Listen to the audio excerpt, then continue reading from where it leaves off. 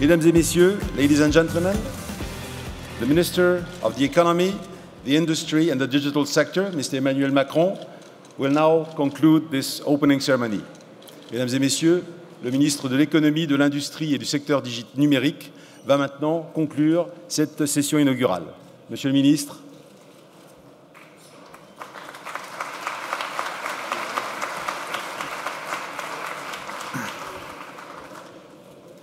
Merci beaucoup. Bonjour, mesdames, messieurs, ladies and gentlemen. I'm delighted to be here with you.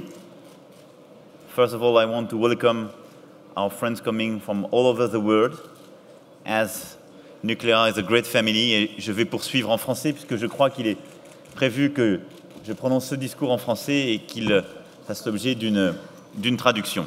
Je suis très heureux, mesdames et messieurs, d'être parmi vous ce matin. D'abord parce que nous sommes là dans le grand événement mondial du nucléaire. Nous en parlions encore un instant. Vous aviez l'année dernière plus de 7000, enfin il y a 2 ans plus de 7000 visiteurs. 10 000 sont attendus cette année. Près de 60 exposants, 10 pavillons internationaux.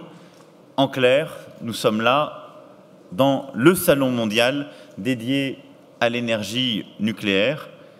Vitrine de cette industrie, de ces technologies, dans un pays qui croit au nucléaire.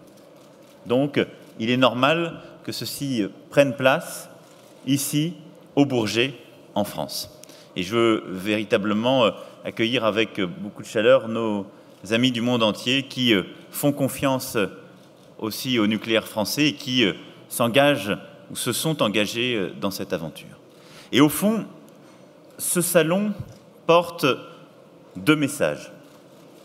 Il démontre la vivacité de la filière nucléaire et il confirme que le nucléaire est aussi un choix français. Ce salon, en effet, contrairement à ce qu'on peut lire ou entendre, montre bien que la filière nucléaire n'est pas en déclin. Vous l'avez, je crois, évoqué ce matin dans vos travaux et il est toujours mieux de regarder les choses en face lorsqu'on discute, lorsqu'on débat de ces sujets. Il est évident que ces dernières années, le nucléaire a été profondément transformé par des défis.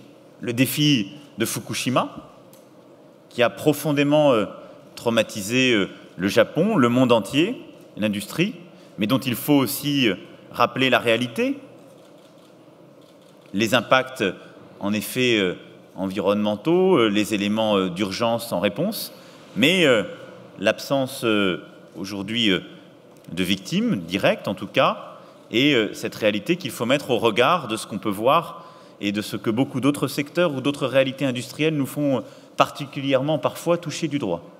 Et puis, un grand bouleversement du marché énergétique mondial qui a conduit à fragiliser les équilibres de certains marchés, la production d'électricité et plus largement d'énergie sur notre planète, qui a créé d'autres déséquilibres, de la volatilité, qui parfois est difficile à appréhender, en particulier pour des industries au cycle long. Et donc, malgré toutes ces grandes transformations, le nucléaire n'est pas simplement une énergie, une innovation scientifique et technologique qui appartient à notre passé, c'est aussi notre avenir scientifique, technologique et industriel. Parce qu'il est en train profondément de changer, parce que de nouvelles techniques sont en train d'apparaître et nous y travaillons collectivement, et parce que c'est un marché qui continue à s'étendre, avec au fond 3 dimensions. De nouveaux pays sont en train d'accéder au nucléaire, et c'est un marché en croissance. La Chine, depuis plusieurs années, qui compte aujourd'hui 33 réacteurs en fonctionnement et 21 en construction. Ce sont des dizaines de nouveaux réacteurs qui seront construits en Chine, en Inde, dans les pays en développement, qui sont parfois des marchés difficiles à pénétrer, qui sont parfois des réseaux aussi à construire, des équilibres nouveaux à trouver, mais qui montrent la vitalité de l'expansion du nucléaire pour faire face à ce défi énergétique. Dans les pays développés, c'est le deuxième élément, il s'agit de maintenir et de renouveler progressivement le parc existant. Et le défi qui est le nôtre, au Japon, en France, au Royaume-Uni, aux États-Unis, c'est justement de construire ce nouveau parc nucléaire, celui du post-Tchernobyl et post-Fukushima, c'est-à-dire celui d'un nucléaire encore plus sophistiqué, qui apporte encore plus de sûreté, qui permet justement, par rapport aux populations ou à l'environnement le plus proche, d'apporter toutes les réponses, avec là aussi des défis technologiques profondément inédits. C'est exactement le cœur aujourd'hui de notre défi. Et puis, le troisième marché qui émerge lentement, c'est celui du démantèlement, qui est un marché du nucléaire, là aussi que nous devons accompagner dans son développement. Environ 150 réacteurs ont été construits dans les années 60 et 70 et ont déjà été arrêtés. Parmi les 70 réacteurs arrêtés, 15 ont été totalement démantelés et une cinquantaine sont en cours de démantèlement. Et donc, il y a un marché qui est en train de se développer, qui est important, qui traduit ce cycle long qu'est le nucléaire que je mentionnais tout à l'heure, et sur lequel il y a là aussi de l'emploi, de l'innovation technologique et industrielle et de l'activité. Ces trois marchés font face tous les trois à des défis communs, notamment l'assurance de nouvelles exigences de sûreté, la transformation numérique, mais ils sont porteurs d'opportunités pour nos économies. Parce que, et c'est le deuxième point sur lequel je voulais insister, le nucléaire, c'est un choix français. C'est d'abord un choix d'avenir. Vous le savez, la France a fait le choix du nucléaire il y a maintenant plus de 50 ans. Elle l'a fait, elle l'a assumé. Ça n'a pas toujours été un chemin simple. Et nous sommes d'ailleurs en ce moment en train de vivre un de ces moments de refondation. Il y a toujours eu des retards par rapport aux programmes annoncés. Il y a toujours eu des doutes. Il y a toujours eu des controverses. Notre pays est constitué de ces controverses. Il manquerait de charme, sinon.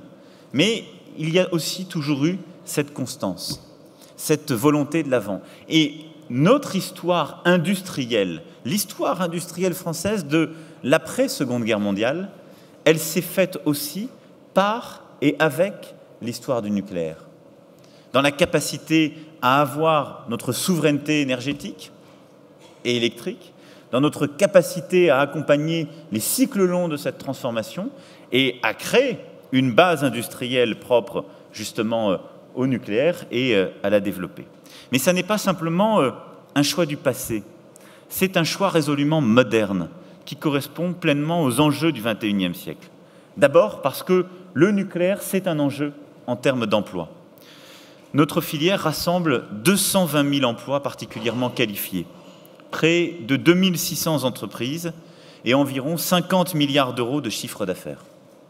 C'est évidemment considérable et c'est aujourd'hui une vraie filière industrielle. Ensuite, c'est au cœur aussi des enjeux climatiques et environnementaux. Parce que le nucléaire, c'est ce qui permet en France la production d'électricité décarbonée.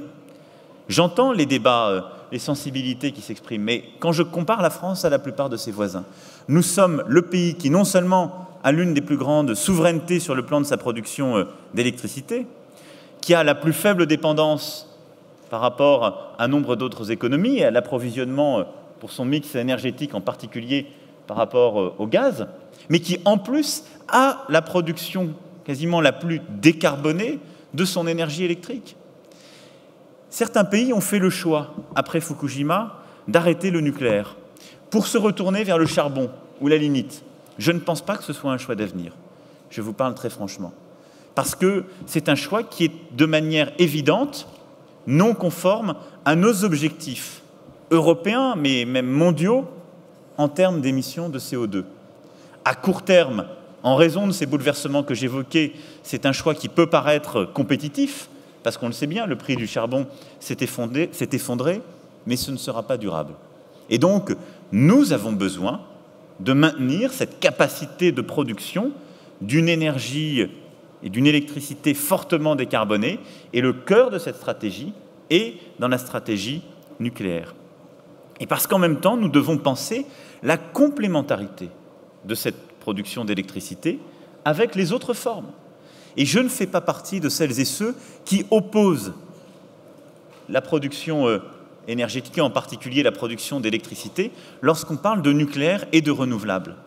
Elles sont éminemment complémentaires. Et nous devons développer les deux. C'est d'ailleurs le cœur de la stratégie française. Nous devons développer les deux parce que nous avons la chance d'avoir une base installée, stable, souveraine, le nucléaire.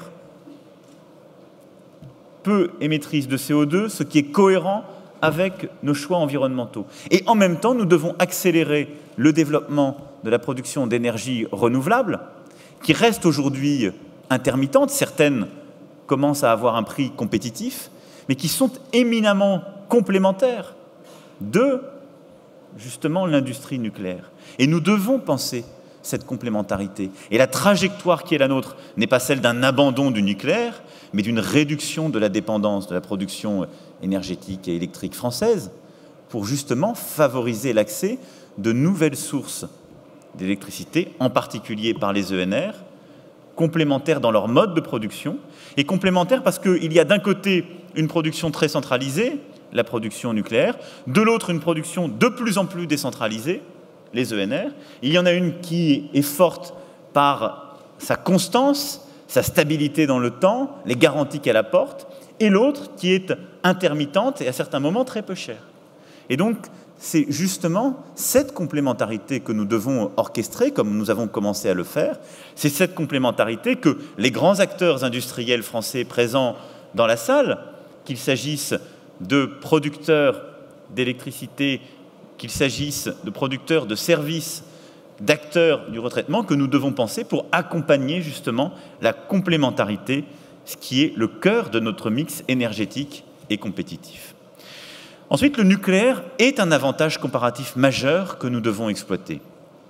L'offre française est positionnée sur les trois marchés que j'évoquais: les nouveaux réacteurs, l'entretien et l'approvisionnement des réacteurs existants et le démantèlement. Et elle a de nombreux atouts à faire valoir sur ces trois marchés. En force de frappe, EDF est reconnu comme le premier exploitant mondial de réacteurs. La France est le pays qui dispose du plus grand retour d'expérience sur le nucléaire. En sûreté, l'autorité de sûreté nucléaire et le système de sûreté français sont reconnus comme parmi les plus performants au niveau mondial, et ce qui parfois, pour certains, apparaît comme étant une contrainte, comme des éléments qui peuvent créer du doute, parce que l'exigence bien conduite à renseigner justement des processus toujours plus complexes, c'est en même temps un élément de garantie, c'est en même temps un élément de compétitivité dans un monde qui se veut plus sûr. C'est aussi la force française en matière d'autonomie et de cohérence. La filière française maîtrise l'ensemble du cycle du combustible et maîtrise notamment le cycle fermé depuis plusieurs décennies. Et puis, en soutien, la filière bénéficie d'un soutien institutionnel important et des agences nationales de rang mondial, le CEA, l'IRSN, l'ANDRA, qui ont un rôle essentiel. Et puis, en capacité de mobilisation, ce colloque en est un bon exemple, mais d'EDF à Areva, en passant par Veolia, Suez, Séché, tant de groupes français qui sont impliqués dans la filière, il y a aujourd'hui un savoir-faire dans toutes les strates et toutes les composantes de cette industrie. Cette reconnaissance, elle a permis de nouer des partenariats de long terme. Et je pense en particulier à nos partenaires japonais sur Atmea, au partenariat historique avec la Chine, qui a débuté avec la construction de la centrale de Dayabé, ou encore aux coopérations qui existent entre équipementiers, je pense à GE, Rosatom, par exemple. Et dans le même temps, nous sommes face à des défis historiques, parce que nous sommes en train de refonder cette filière nucléaire. Là aussi, autant dans cette salle se dire les choses. Le pari de créer un acteur intégré, Areva, en fusionnant les activités de conception de réacteurs et de cycle du combustible, n'a pas toujours été un succès. Il y a eu des surcoûts. Nous avons fait face à des difficultés. L'État a d'ailleurs sa part de responsabilité, car il a parfois laissé se développer des affrontements entre ses propres acteurs, des incohérences, qu'il s'agisse du marché domestique ou de l'international, qui, au fond, nuit à notre propre capacité à être efficace, à notre propre image, parfois. et donc tout cela imposait de réagir. C'est pourquoi, depuis 2 ans, le gouvernement se bat aux côtés des acteurs du secteur, de ses dirigeants et de l'ensemble des salariés du secteur, pour remettre de l'ordre dans la filière nucléaire. D'abord, nous avons clarifié la gamme de réacteurs à l'export. Il s'agit de l'EPR et du réacteur franco-japonais Atmea. Ensuite, Areva est recentré sur le cycle du combustible, où il est le leader mondial aujourd'hui. Et inversement, EDF va contrôler à nouveau la conception et la construction de réacteurs via le rachat majoritaire d'Areva NP. Areva va bénéficier d'une augmentation de capital de 5 milliards d'euros pour stabiliser sa situation financière, lui redonner des marges de manœuvre. Et EDF, confronté à des prix de marché très bas en Europe, comme tous les autres énergéticiens, va également bénéficier d'une augmentation de capital à laquelle l'État souscrira majoritairement. Et en contrepartie, ces 2 entreprises ont engagé des efforts internes inédits pour améliorer leur performance opérationnelle, pour pacifier leurs relations et pour être collectivement plus efficaces.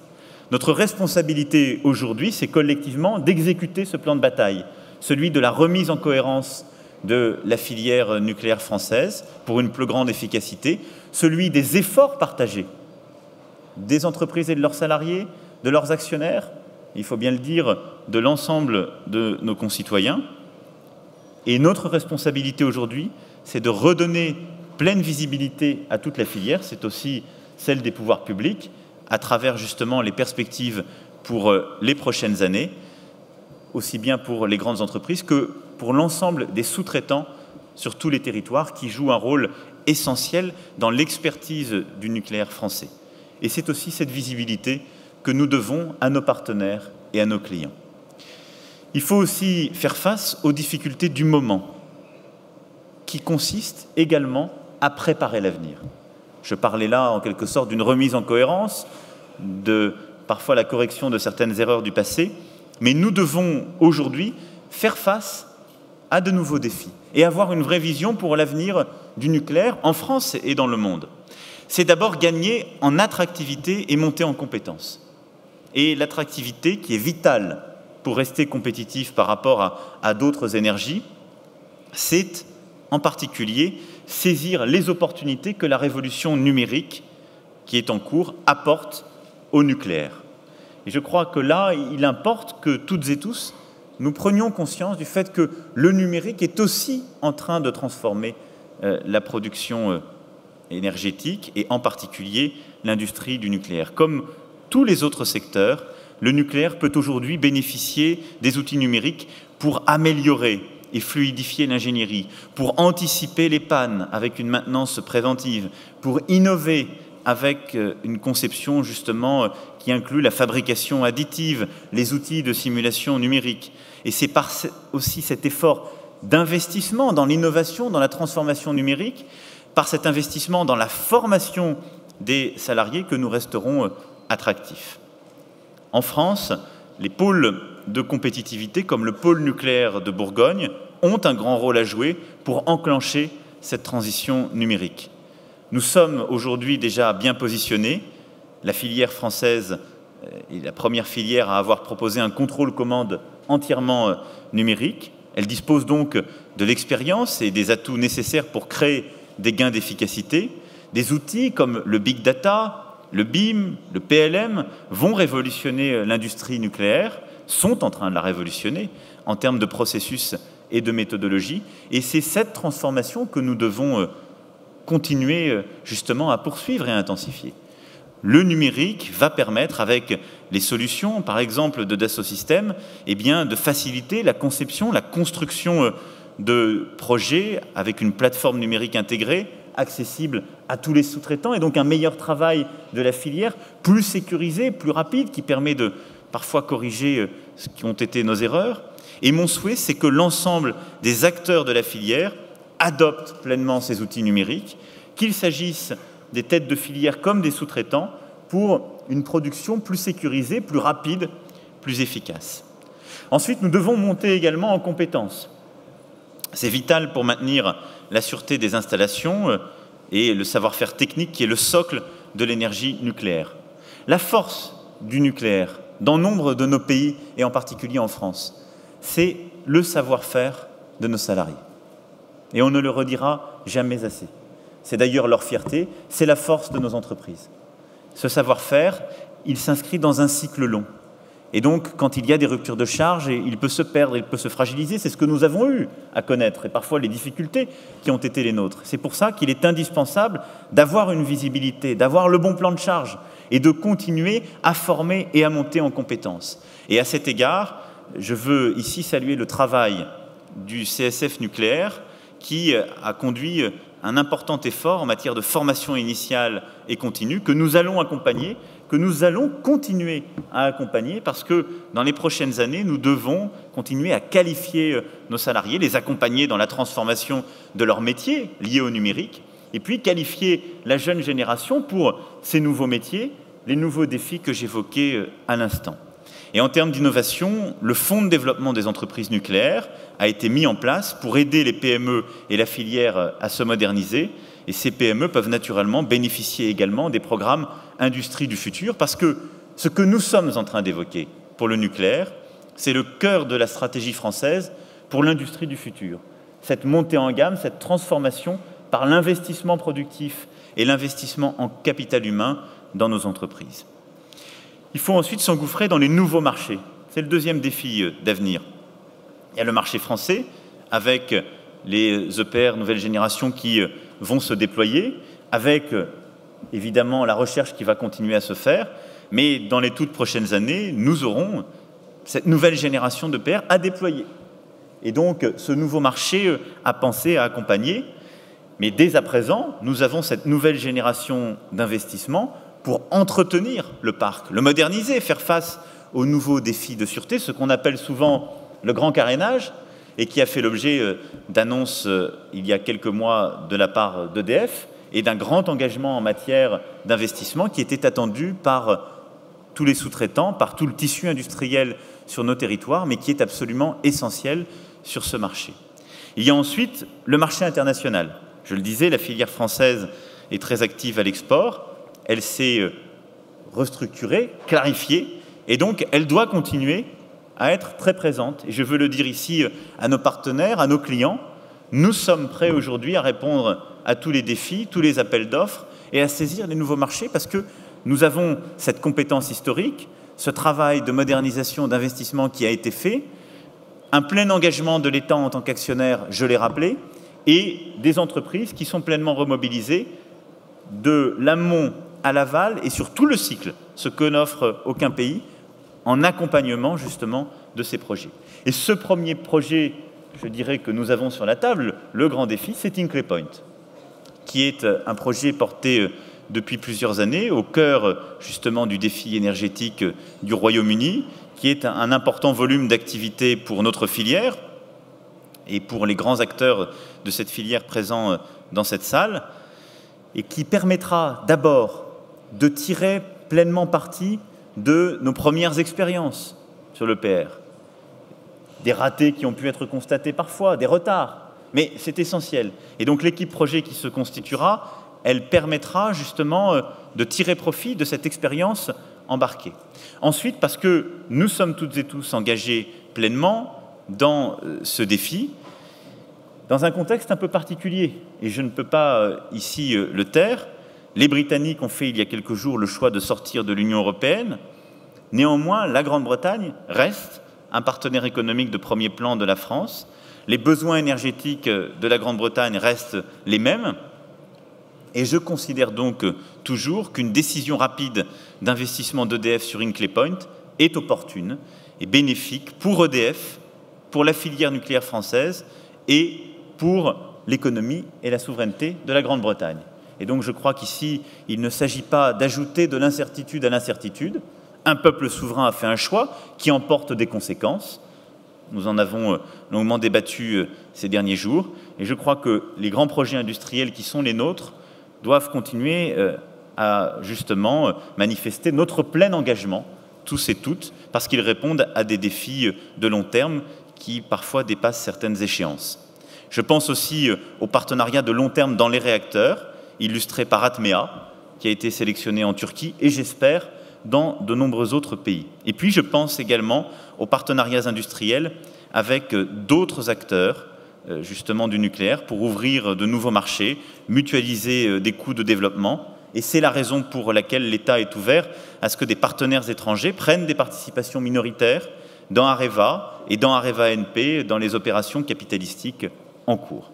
Voilà, mesdames, messieurs, vous l'avez compris, nous croyons au nucléaire, non pas parce que ce serait un héritage du passé, non pas parce qu'il faudrait continuer à faire ce qui a été fait, mais parce que le nucléaire est au cœur de la stratégie industrielle, énergétique et climatique qui est la nôtre. Pas le nucléaire d'hier, le nouveau nucléaire, celui que nous sommes en train de transformer, avec justement plus d'innovation, avec plus de modernisation, avec d'autres formes de production, avec une organisation repensée, avec plus de qualifications. Mais nos défis collectifs imposent justement d'être au rendez-vous. Le nucléaire, c'est typiquement le rêve prométhéen en action. Beaucoup des projets que nous portons aujourd'hui étaient impensables il y a encore quelques années. Ils ont été faits par le talent, l'innovation, la mobilisation de femmes et d'hommes qui travaillent dans vos entreprises. Et pour moi, le nucléaire, c'est aujourd'hui un défi non seulement économique et industriel, je viens de le rappeler, mais presque aussi un défi politique. C'est notre capacité collective, dans une société des risques, à continuer à pouvoir mener en responsabilité des actions de transformation. Si nous n'avions qu'une politique de précaution, nous ne ferions plus grand-chose. C'est la capacité à avoir une politique industrielle et énergétique ambitieuse, des exigences en termes de sûreté inédites et de penser justement nos responsabilités dans cette société des risques. Et en même temps, dans un monde où la tyrannie de l'immédiateté, parfois de l'émotion, est absolue, c'est de continuer à penser des engagements de long terme, des cycles longs. Parce qu'ici, il y a bien une industrie, un métier des cycles longs, c'est celui du nucléaire. Et donc, cette capacité à articuler le risque et la responsabilité, les impératifs du court terme et les cycles longs, ce sont les défis de votre industrie, ce sont les défis de nos économies, mais ce sont aussi les défis de nos sociétés. Et pour tout cela, je pense qu'en responsabilité, c'est bien ce nucléaire du XXIe siècle que nous sommes en train d'inventer, dont nous avons besoin. Et donc merci pour votre mobilisation et merci pour cet engagement.